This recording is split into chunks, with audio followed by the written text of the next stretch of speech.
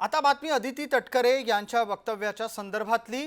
ज्या लाडक्या बहिणींना यापूर्वी लाभ मिळालेला आहे त्या आता अपात्र असतील तर त्यांचा यापूर्वी मिळालेला लाभ काढून घेतला जाणार नाही असं स्पष्टपणे अदिती तटकरे म्हणतात।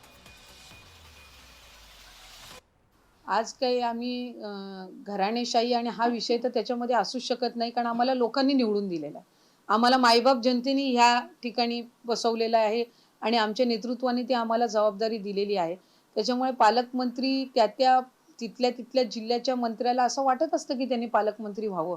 ती इच्छा व्यक्त करण्यामध्ये काहीही वावगं नाही, पण ती इच्छा व्यक्त करत असताना ती कशा प्रकारे आपण करतो ह्याला मला वाटते जास्ती या ठिकाणी महत्त्व देणं गरजेचं आहे।